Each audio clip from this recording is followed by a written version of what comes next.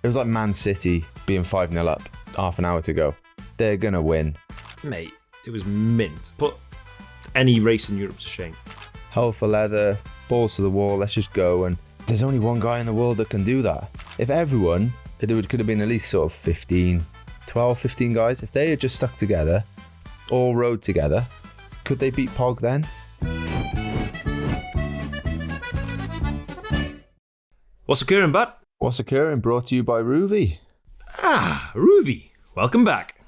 Yep. Ruvi supported the GTCC last winter, now sponsor What's Occurring Fem with Emma and Manon. And now they're working with me and you for the winter, mate. And of course, with the winter coming and the indoor cycling looking far more appealing, we got a great offer for you.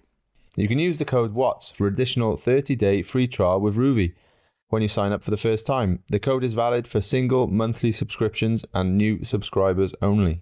Ruvi is on a mission to bring the indoors to the outdoors, connecting you with real routes from around the world to your home. And now summer is over, you can utilise Ruvi to do specific training sessions without having to brave the cold outdoors. You can also join our What's Occurring group ride every Wednesday at 5:30 p.m. UK time and be part of our community. Me and G will be dropping in across the winter. And remember to use the code WATTS for an extra month on us when you subscribe for the first time. Banging. That'll keep us fit, mate. It sure will, mate. Slog out a few rides. I think you'll need it more back in the old diff compared to out here, but... I'm going to start the pod by saying what an amazing day I've had. So I'm now part of the 6am club. 6am, wake up, go to the courts, 6:30, game of paddle, till 7:30, then go for a sauna. It's like 8 o'clock, done. Sit down there with a laptop, 3-4 hours work. I had a cooked breakfast as well in the middle of all that. Then another game of paddle, back home, into the pod. What a morning. Mega. Oh, that's not for me, mate. Mate, it will be. Like, it's so nice. Like, we went to this paddle court, 4 of us, it was dark. And as we're playing, we're finished, we look around, it's like light, beautiful sky. Oh, it was so nice. So nice. Yeah, but I don't know, you're going to have to do a bit more selling to me to get up at 6 to go and play paddle. Yeah, but by 7:30, it's done. If you want to be somewhere by 8, you can be there by 8. So nice. And then we're like 10, 15 minutes sauna, get out, shower, 8:15, in front of the laptop, feel $1 million. Yeah, but mate, I can get up at 7:30 and be where I want to be for 8 as well, you know? Minus the paddle. Have you played paddle yet? Yeah. We spoke about it last week, didn't we? We've been once. But no, it does. I know what you mean. When you get up early, you get after it, you do it, and then you sort of... It's always nice to sauna as well, isn't it? The aftermath after a bit of a hot cold session. It's always good. But yeah, I've only been to the paddle court once at the minute, but it's just fully booked here, mate. It's unbelievable. Can't get in. Yeah. But still doing my runs though. Still, banging out where are we up to? those slow 20 minutes. I went out with Caleb. Did I tell you I went out with Caleb? Yes. Yeah. So that was a bit longer. That was like 35 minutes or something. But no, it's nice because you kind of... Hey? He's incredible, isn't he? For a little fella, he's an incredible runner, isn't he? No, yeah, he's all right. He's all right, mate. But well, I say he's all right. I've only done a few, so anyone's going to look pretty good compared to me at the minute. But no, yeah. So drop Max off at school, do a little run, get a bit of sweat on. What speed are you running? No idea, mate. Kilometers. Just got my Breitling on and just run. Just do like 20 minutes and that's it. Otherwise, if I have a Garmin and I'll just start chasing times and just going a bit too quick and getting too keen too early, you know what I mean? Like, I just need to go a bit steady, at least for the first like month or so, and then I can get a bit more on it. Righty-ho, mate. That was our mornings. Now should we talk a bit of bike racing? Worlds? Yeah, I didn't see much of it. We were down in Saint-Tropez, so we were down on the beach, and I kept like flicking it on every sort of like 15 minutes, but yeah, it was kind of like, it was like Man City being 5-0 up with half an hour to go. And you're like, oh, they're going to win. They might be 5-2, it might be 5-3, it might be 6-4, but they're going to win. It was a bit that feeling, wasn't it? It was a bit inevitable. I reckon, just in general though, before we talk about the race, as an event, like we finished the last pod, we're going, just hope it's all right with the crowds. You know, they're not used to big races. Hope they're respectful of the riders. And there was a lot of people saying about, you don't want to go over there and get a dodgy stomach, or the road's going to be good enough. Mate, it was mint. Wasn't it? The spectators were so respectful. I didn't see one person on the road. Incredible. Put any race in Europe to shame. Yeah, they looked mad for it as well, didn't they? Like super happy to have it there. So many Rwandan flags, and could tell they were passionate and just loved the race being there. And speaking to some of the boys, that's kind of all you heard, really, wasn't it? It was positive stuff about it. Other than, I did hear the odd like air pollution. It was quite apparently there was a bit of air pollution and stuff, which is kind of funny in altitude. You kind of expect it just to be, well, like in Europe when you go to altitude, you're just in the thin air, aren't you, on top of a mountain and kind of away from all that. But it's different. But it's based on population, isn't it? Yeah, and like when we go to altitude, there's no one there. Exactly, yeah. And the plateau, you know, like you're at 2,000 meters and it's just a mountain, whereas there it's a lot higher to start with, innit? And as you say, there's just more people at that altitude. So, but no, yeah, it by all accounts it sounded like a great week out there. Are we going to go into the men's first? Are we, or let's whack it? So, did you watch it? Yeah, I watched quite a lot of it. Yeah, not all of it because it's a long old day, but most of it, yeah. Yeah, and well, what are the bullet points from it, mate? What are the headlines? Lack of finishes is one big talking point. Only 30 riders out of the original 165 who started. I did hear that. That's mad because it's not because of like extreme conditions either. Like, you know, if it's snowing, you kind of think that, or if it's getting weathergum in the blooming, you know, gale force wind or some super hot, hard race. But it was warm, but it wasn't nothing extreme, was it? So that makes it even more. And also, I mean, the big talking point is Pog, isn't he? Attacking over 100k to go, and then I guess there's just that moment where he goes and some riders choose to follow and some riders ride conservative. That was for me the big moment of the race, where, you know, we've seen it. If you go too close to the sun, you're going to get burnt, was the famous statement from, who was it, Skelmos or Ciccone or someone. You try and follow him and it'll kick you back in the nuts. And you've seen, like, of the two guys who did try and follow him, Del Toro and Ayuso, like, it was at that moment, it's like three UAEs disappearing up the road. You're like, there's gonna be cohesion, and off they go. But they both blew out the load. But my question is why did they ride with him? Yeah, and I did hear that didn't Del Toro like go deep to get rid of Ayuso as well, or whether it was to get rid of him, but he went super deep at one moment, which got rid of Ayuso, and then it was just two of them. Like, mate, you just need to chill your beans when there's still 70 odd K to go, or whatever it was, like even more maybe. Like, it's just over like 110, yeah. When Del Toro went again. Yeah. So it's like, yeah, it's just like, okay, there's a selection now. Just do, as you say, like maybe not even ride, but at least do minimum. And you know, just get into the final of the race first, you know, like it's just the attitude of everyone now, isn't it? It's kind of like, oh yeah, hell for leather, balls to the wall, let's just go. And there's only one guy in the world that can do that, and that's the guy that won, you know. And everyone else needs to ride a bit more with their head a little. Healy seemed to be the only guy to sort of pace his effort better. Like, here's a question for you. I think, well, I'm pretty sure I know the answer, but if everyone had just let Pog go, and then all the Belgies, all the, you know, it was quite a decent group, wasn't there? Like, you know, De Brooks was in Frenchies, there. Spanish, yeah. Dutch, maybe a couple. If everyone, there could have been at least sort of 15 guys. If they had just stuck together, all rode together, could they beat Pog then? Yeah. Let him get 30 seconds, 40 seconds. Yeah, because what kills them is that initial 2-3 minute acceleration. So when he attacks with 110k to go, 2k from the top of the climb, yeah, just let him go, sit back, let him have a minute by the top, and then just start rotating, you catch him. But then that's such a calculated way of doing it. You're always going to get guys who try and follow. You're not going to get that cohesion. Yeah, because you couldn't do it like a traditional have your domestiques ride for a bit. Say you got 5 or 6 guys chopping off, but they're slightly weaker. I think if you all just rotate, as if you're the break, just rotate, everyone go through, 12, 15 of you, keep Pog at like 30 seconds, 40 seconds. Surely that's your best chance of winning. Obviously, Roglic or someone's going to sit on, a teammate of Pog, and that's when it all breaks down, isn't it? Because you're like, well, we're all riding here, we're riding quite hard because Pog's riding 400 plus watts, and we've got to do the same, chopping off.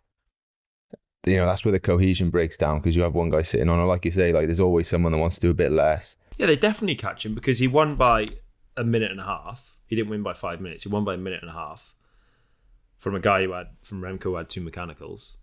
What happened with these mechanicals then? I heard he didn't necessarily have to stop straight away or something, or did he stop too early? There's quite a lot of back and forth, wasn't there? I think there was an issue with his saddle. And then after, the mechanic gave an interview saying there was nothing wrong with the saddle. I don't know why the mechanic would do that. But it was, Remco, if things aren't going great, he's quite dramatic with it, which I quite like. He's just wearing his... Just a bit emotional, isn't he, really? Yeah. But he did make a bit of a song or a dance of it. And I think there wasn't actually a problem with the bike in the end. But obviously, he felt there was. He's riding on cobbles, he's riding on asphalt. The change in tarmac can give you a strange sensation. When you come off a section of cobbles, you often feel like you got a puncture or something's wrong, or your saddle slipped when you transition from cobbles to asphalt. So I don't know. He said there was a problem, cost him quite a lot. But what was impressive after that is Remco. He didn't throw his toys at the pram. Like, he continued to race, accepted it. The first bike change had a couple of teammates with him, and he just kind of rode back into the race. And even the way he rode on the big climb was quite mature, which you don't normally see from him. Normally, he's a guy who does follow, races on emotion, passion, and might explode, but he just kind of like set his own rhythm. It looked like he had blown. He's like, right, he's done. He's out of the race, and he's rode his own pace, slipped a bit, come back in a group, found a couple of teammates, come back to the next group, and end up finish second. But, mate, so Poggy goes on the climb, 107k to go. Ayuso's just hanging on over the top, 2 guys, and then Del Toro comes back on the descent. Straight away, they start riding. Other than they're all Team UAE, why? Why would you give him a turn? Or at least give him next to nothing? You just ripped our legs off. It's 110k to go. If that group comes back, we don't care. Yeah, especially if you're Del Toro. You're just like, he's punchy as hell anyway, isn't he? Like, there's no need for him to that far out. Like, it's always better to be on the front foot and be in front. So, like, good on him for going deep, getting there. But then once you're there, there's no need to just bury yourselves like that and then just put yourself out the arse, like, 20, 30k later. No, unless it's the fact that they're trade team teammates and they're doing each other a favour. I don't know, but they both just rode till they got dropped. Well, you're just playing Russian roulette with like, and you just keep pulling the trigger till it actually works. You're not like, there's no real judgment in it, it seems, but say you can't blame them. It is their fault, but they're just young, aren't they? And they're just going after it, probably excited. It's the Worlds. They're there in the front with Pog. It's just like, yeah, let's go. We get a medal, like, and then it all hits you, doesn't it? But there's no radios either, is there? Not that would make the difference with that necessarily, but it's just it does add another element to the race, especially when it comes to the chase, because you don't necessarily trust what you see from the timing, the guys on the motorbike sometimes and whatever. But and also the timing would come up with 6 riders at a minute.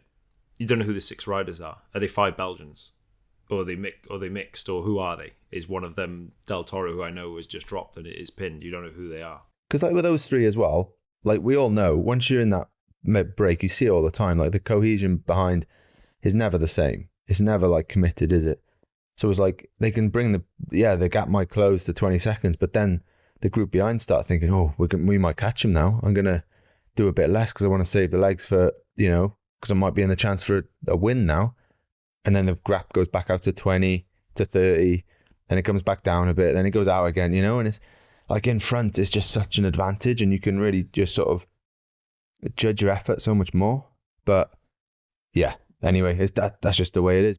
You know, we touched on him briefly, but Ben Healy deserves a shout out, not just from this ride he's had here, but the season in general. Like, he was solid in the Ardennes early days, stage of the Tour, yellow jersey, the first Irishman on the podium since Sean Kelly in '89, and he just raced smart. You know, we've spoken about Del Toro and Ayuso, how they went over the limit, cooked themselves, which inevitably cost them. They finished 6 minutes 47 down in 7th and 8th position. You know, Healy was nowhere near. Just paced himself on that climb and got the most out of the day. And I think not just from his result in the race itself, but as a season, credit to him. Yeah, for sure. Unbelievable. I'm a bit disappointed that we forgot to mention him in the old pre-Worlds chat, but like the tour he had for a start was unbelievable, and then to ride like he did there, all you can say is chapeau, you know. Do you know someone else we forgot to speak about who is a weapon? I've got it written down here, right? Which rider am I telling these results about? 2023 Worlds 8th, 2024 Worlds 4th, without looking, 2025 Worlds 5th, 2024 Olympics 5th. The last 4 big races one day's raced in. Who's that? I only know because I remember seeing the results now, and I was surprised that it was him, the Latvian dude. No, Skuns. Thomas Skuns. Mate, that's impressive. Like the silent assassin. Yeah, how does he do that? Like, he's obviously a good rider, isn't he? Those results say it, but yeah, in the Grand Tours and stuff, he's just in that role of working, and you'd never really see what he's capable of in the classics. You know, he's in track, so you know, when you got, there's always a bigger dog. Yeah, when you got you know, Mads and Milan and all these guys in the team, it's hard to get your own thing, own opportunities, and then he doesn't have that, and as you say, bangs out top 10s, top 5s all over the shop. Fair play to him. Bangs 5th, out 4th, 8th, last 3 World Championships, and 5th in the Olympics. And you know, we didn't talk about him. He's on nobody's radar. You know, I think perhaps partly because he's racing for Latvia, which hasn't got like a massive strength and depth squad in a race like the Worlds. You know, they got Chris Neyland's got a couple of strong guys, but as a cycling nation and not one of the powerhouses, so maybe that's part of the reason he slips under the radar. I don't know, but I looked at the results and I seen that, and then you look over the years how he's done, and he hasn't really won many big races, but God, that guy's due a big win, isn't he? Yeah, it's proper sound bloke as well.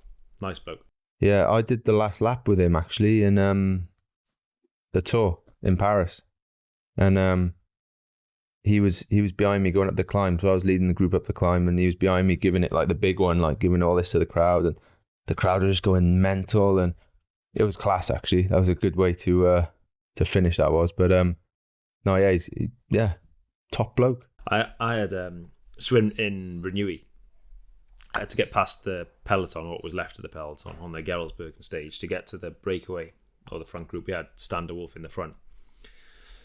Should go past, the guy calls me past, the commissaire, get halfway through the peloton, and we're coming into a corner. I'm like, do I hold my position or do I carry on where I'm going? He was all right, look at the corner, they're not going to exit use all the road. So I carried on. One or two guys shouted, "Urgh!" Anyway, carried on, past the peloton. And he said to me at the finish, he was like, how are you, and he see me at the finish of the deviation, he said, how are you sat there so calmly with balls so big? And I was like, oh shit, you know, you never want to cause any problem for the riders when you're just driving a car. I was like, was it all right? Or should I have done something different? He was like, no, it was perfect. It was perfect. Usually like cars stop halfway through and you're in the middle of the peloton. You just stayed where you were, got out of the corner, stayed in the peloton, got through. And he's like, fucking good job, man. But you know, when he said it, I was like, oh no, was it like a bad overtake? You're only passing a peloton. The riders always have priority. But yeah, I like Tom Skuns, and he's evidently a very good bike rider too. Yeah, no, fair play. I was just having a look at a quick look at the results now, and it's like it's a stage race, mate. It's like a GC. That's not like a one day, is it? Like a minute 30, 2:15, 3 minutes. I'm rounding up slightly, a couple of seconds, give or take, but 3 minutes, 6.5 minutes, 6:45, 7 minutes. Tom Pidcock in 10th, 9 minutes. It's crazy, isn't it? Tom was there actually, wasn't he? He was with those three chasing, what was it? Remco, Skelmos and Healy. Yeah. And you could see Remco was just putting the hammer down, looked behind, saw Tom was distanced, and then Skelmos gives a little turn. And you can see Tom coming back, and then you could just see that Remco just went again, and that was it. Then boom, he was gone, and good night, Irene. But mate, it was it looked a hell of a race, that. Like, show another standout from the top 10 there. This fellow, I'm going to butcher his second name. His first name's Afonso, rides for Bahrain, Portugal. He's come out the woodwork. He was only heard of his name the first time in Tour of Britain. He was 6th overall. So he was 1 place behind Aurelian going to the last stage. I remember his name, but he finished 9th. Yeah, fair play. That is a ride. Is he dead young? Portuguese, 24. And your mate, sexist. He was that was a ride for. Is he 18 or is he 19 now? He is 19. 24th September. Hang on. What day was the Worlds?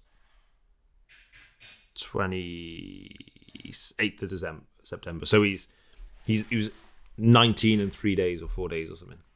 Well, fair play. That's a hell of a ride, that. But, you know, when you see the amount of DNFs and stuff. And when you look at the French team, like, strong list of hitters, and he, best French finisher. So, no, impressive, mate. But it's also, like we said before, it's just strange now, though, isn't it, with the timing? Got the Euros next week. Yeah. It's weird. Yeah. It's really weird. Oh, one thing about the next day, so Monday, I saw Plusky, I don't know when it was, like in the afternoon at some point, and he said he saw Pog, like he'd just getting out of the taxi, like arriving home at like, don't know when it was, it must have been around midday or 11 or something. I was like, wow, that's a quick turnaround, isn't it? Like, I think a few of them flew out that night directly, boom, straight home. He said he saw him and he was just like, looked like he'd just been to the shops, you know? Like, not that he'd just been 100k off the front. It's like Eddie Merckx-esque, the way Pog's racing, isn't it? It's like it's the 1960s again. It's just crazy. You go through a day like that, you fly a long haul flight, get out of the taxi, and you are just like broken. You are sideways, aren't you? Yeah. He said he was like, oh, well done. And Pog's just like, oh, yeah, thanks. Yeah. Thanks, man. Yeah, just what I do. Bit of zone 2 now also, this afternoon. He should have just absolutely sent it a night in Rwanda. World champion, just get on the smash, son. Exactly, mate.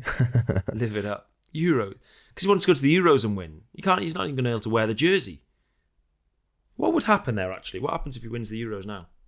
Just nobody wears the Euro jersey.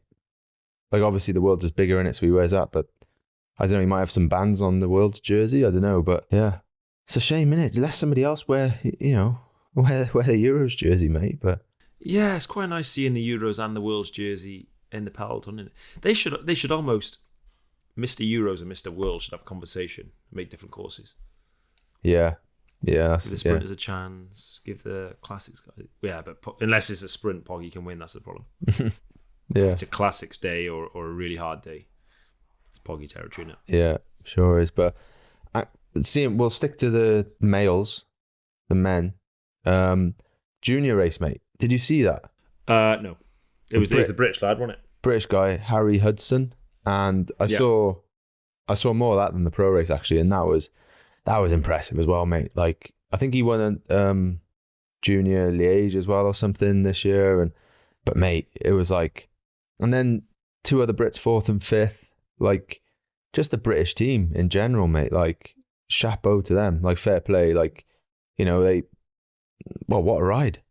Like, obviously Harry finished it off doing that, winning. But then the other boys as well, the future's bright for British cycling, mate. Sign him up, boy. Sign him up. He's already in Trek, mate. Is he? Yeah. But, you know. Steal him. Yeah. Next year's coming to Decathlon. It's crazy though, isn't it? Like, juniors now, like, even 16-year-olds, they all got agents, it's just totally different world from when we were. But, no, it's great to see, though. Great to see. Well done, lads. Spot on. Also, the under-23, the winner of that, won the Junior Worlds last year. Lorenzo Finn. Yeah. He's British as well. Don't know the story. I think he's born in the UK a few years, but he's got British parents, and then they lived in Italy most of his life, I think. But I think he's got a British accent. Really? Yeah. So that's quite strange. But he's in Red Bull. I knew there was some connection, yeah. Yeah. But to go there and win last year junior road race, this year under 23 road race, and next year he's supposed to be still with Red Bull Conti team, but whether he'll step up, I don't know. He's obviously good enough. Yeah. Did you see a celebration, the bow and arrow? Did he? Fletcher? Yeah. That's Fletcher's, that is. Yeah, I'm not sure the story behind it, but that was pretty cool to see, actually. Different, isn't it? Mate, here's a stat for you. We touched on it last time a little bit, but this is the actual stat. Since 2023, Poggy and VanderPoel have now won 15 out of the 17 biggest one-day races. So monuments, worlds, and Olympics. 15 of the 17. Blimey, Charlie. Who was the other one? Remco and sprinter dude, Philipsen. Philipsen. Blimey. Yeah, Remco's won Liège in that time, hasn't he? And Philipsen's won San Remo. Yeah. That's bonkers, isn't it? 15 out of 17 between two people. Yeah. Makes me sick, mate. Oh, did you see what VanderPoel did after the Worlds? Yeah. Well, he didn't race the Worlds, but he went to play golf, didn't he? I was jealous, mate. Ryder Cup. Yeah. So me and Sarah watched that. It was like, I've never really watched golf. I've watched Ryder Cup quite a lot. Just the last day, normally. But mate, we started watching it on the Friday, and I just got so into it. Like, you need to give it a chance, mate. It's exciting. Like, every hole matters. It's not a long game. It's like, it's just great. I got so into it, especially when Europe were just smashing them, and then the last day, America just coming back, because there was a European, right, who got injured, so he couldn't play. So if you win the end, you get 1 point, obviously. But if you draw, you get half. So they ended up having half each. And I was saying to Sarah, I was like, they've just done that. They've done that, and they've made it up just to get half a point, because they only needed like 2.5 or something to win or to retain it. She was like, nah, they're gonna smash it anyway. It's gonna be done by. We'll have a nice early night tonight, because we've been going to bed at like midnight because we've been watching it. Turns out it goes right the way down to the wire. Like, it's just great to watch, mate. Yeah, not really. No, not digging. Never it. really got into golf. I sent you a picture just now. That was me on the. I got dragged into golf last week. It's terrible. Terrible. Yeah. Had all the gear. To play it though, you need a bit of guidance to start with, and you need to spend a bit of time doing it, don't you? But to watch the Ryder Cup about the 19th hole, innit? Yeah, exactly, mate.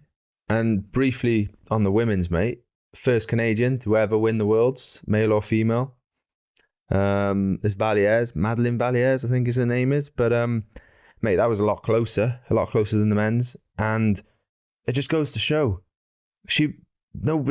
well, I might be wrong here, but I don't think anyone was talking about her winning this. No. There was like all the favourites were behind, watching each other by the looks of things, sounds of things, and they were, cancelling each other out a bit. We didn't send anyone because they weren't favourites. Mate, a favourite didn't win. True. Get the British girls there, boy. Never know what's going to happen. Exactly. Got to be in it to win bike race is bike race, like, especially road racing, but unless Pog's there. Unless Pog's right, yeah. Shouldn't have sent a men's team if Pog was though. Yeah, exactly. But no, shout out to the Canadians. One thing I seen from that, which was quite nice, was her teammate Alison Jackson. She always does like these crazy dances when she won Roubaix, and she didn't finish the race, but she was directly after the finish line, knowing that her teammate was gonna win. Literally across the finish line, and Alison Jackson was there. Yeah, fair play. I think she actually said that Alison Jackson was the person who inspired her, because she obviously won Roubaix. It was a bit of a shock when she won Roubaix, wasn't it, a couple of years ago? And she was like, seeing her win there made her think like, well, why can't I do it? Why can't I perform well in the road and whatever? And gave her the confidence to go after it. So goes to show, doesn't it? Like, yeah, anything can happen, and yeah, bit of inspiration, mate. In the big women's one days, there's been a few surprises, because was it the Olympics in Paris where Was an underdog winner. I don't think it was Paris. I think it was the one before in Tokyo, maybe. Tokyo. Austrian. Sorry, yeah. Yeah. Yes. Yeah. She had like 19 minutes, didn't she, or something? Yeah. And then Anna van Vleuten comes second, thinking she'd won, but didn't realise she was away. Yeah. And I think there was a bit of celebrated. confusion this. Yeah. Can you imagine that? There was the high you're on. You think you've just won Olympic gold, and then you get told one Olympics. you're second. Oh. I take my hat. Chapeau of the day. Not that we do it anymore. To the event organizer in Rwanda. A lot of question marks. A lot of uncertainty. Oh, the road's good enough. Will I get a bad belly? Will the crowds be on the road? Fantastic World Championships. Rated it. Yeah. Fair play. It looked good on tally. So, good on him. What's next then, mate? For you? Paddle. No. No, Paris Tours. So only one day race left. Try and go out with a bit of a bang. Got a very, very good lineup there, actually. Really good lineup. Solid bunch of boys. Motivated still. So it's quite a bit of off-road now, isn't it? Gravel and 9 gravel sections. But flat. Yeah. It's not like too hard. No, up and down a little bit. Not strata style. Generally quite flat, but just that terrain over there is quite rolling. The first 130k is like super open, so if there's wind, it'll be game on. So do that, and then just quite a lot of preparing for next year now. Like preparing for a one day race doesn't take so long, and then just really trying to think about next year now. Stepping it up a level, mate. Nice. Watch this space. Now we got a good few new signings. I think they're all out there now. Well, yeah, I don't know. Spent a lot of money there, eh? Really good signing. Coy and I think so. With Coy, Case Ball, Robbie Geese, a decent climber one there. So new sign someone. Riccatello, yeah. Benoot, Tobias Lund Andersen. That's what I was thinking of as well. Yeah. Tobias Lund Andersen as well, another good signing. Dan Hull, he's a good rider. Won that time trial in the Giro. So good bunch of boys and quite diverse. I think recruitment have done a really good job. So invest in that now. See what we can do. Nice, yeah. Quality. Well, I'm off on holiday, mate. We're off to Ibiza for a few days. Got a wedding over there. So whose wedding? Oh, I had a wedding last week. Thanks. Oh yeah, how was it? You were best man, no? Yeah, me and my brother joined. Honestly, mate, mega wedding and nailed the speech. Nailed it. You know that at your leaving do, my brother did that. There's only one bar a mile long. We did that, but replaced all the words at the end, like a bit of a sing song. So that went down well as well. Nice.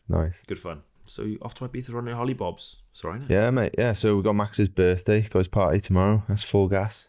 And then, we go there. We got a 10-year wedding anniversary, mate. 10 years. Do you still do the material stuff? Yeah, but only like small jokey thing. But this year's bloody diamond, innit? So. Or small tin. Diamond's expensive, mate. Or the traditional one's tin, and I'm a traditional kind of guy, so tin of beans, love. Oh, come on, diamonds. She's a good girl. Don't be tight. Get her a new rock. But then, then we got the wedding and stuff, so that'll be nice. And then my book's out next week as well, mate. Book number 5. What's it called? According to G. Just According to G? Yeah. What's it about? Just me, mate. It's just like autobiography. So just my career, really. Every chapter, try and talk about as sort of like, roughly like, it starts with a race, but it's kind of like that season, you talk around it type thing. Just tried to make it a bit more interesting than just, I grew up in Birch Grove, did this, did that. So, no, it was fun to do. So hopefully people enjoy it. All right then, Bert. Well, see you next week, I guess. Yeah, see you next week. Same place, same time. Nice one, bud. All right, but. Ta-da. Ta-da, boy. Ta-da.